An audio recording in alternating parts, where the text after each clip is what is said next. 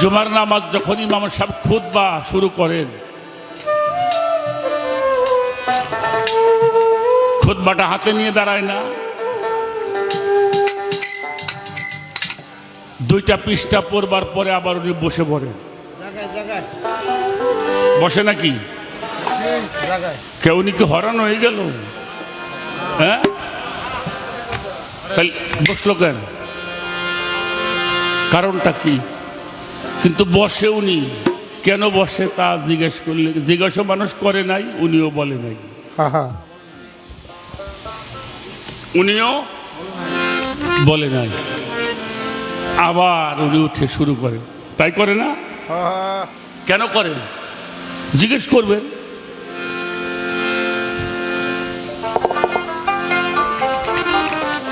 সাত বছরের বালক রেখে হুজুর পাক পর্দা নিয়েছেন। 11 হিজরিতে হুজুর পর্দা নিয়েছেন, 4 হিজরিতে হুজুর হুসাইন দুনিয়াতে আসছে। কয় বছর হলো? 7 বছর হলো না? এই 3-3.5 বছরের হুসাইন নবীজি মিম্বরে দাঁড়িয়ে খুতবা দিচ্ছেন, আর ছোট্ট হুসাইন মানুষের ধাক্কায় ধাক্কায় ধাক্কায় সামনে আগাচ্ছে। আল্লাহর হাবিব খেয়াল করে খুতবা বন্ধ করে বসে পড়ছে। আমিয়া খুতবার সম্মান বেশি না হুসাইনের সম্মান বেশি? আরে কথা বলেন।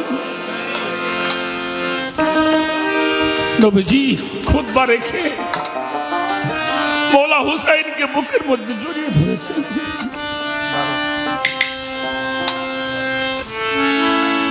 আগে হুসাইনকে শান্ত করেছেন, তারপরে আবার খুতবা শুরু করেছেন।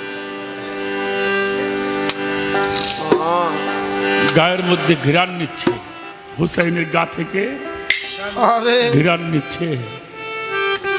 সাহাবারা প্রশ্ন করে, ইয়া রাসূলুল্লাহ, আপনি হুসাইনকে বুকের মধ্যে নিয়ে এত আদর করেন, গা থেকে ঘ্রাণ নেন, এটা কিসের ঘ্রাণ নেন?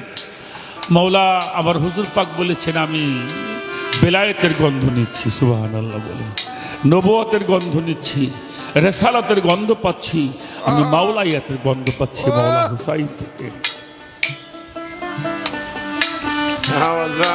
সব ছাড়তে পারবো, আহলে বায়াতকে ছাড়তে পারবো না। সব ছাড়বো, আহলে বায়াতের মোহব্বত রাখবো। আহলে বায়াতের মোহব্বত ছাড়া মুক্তির কোনো বিধান নাই।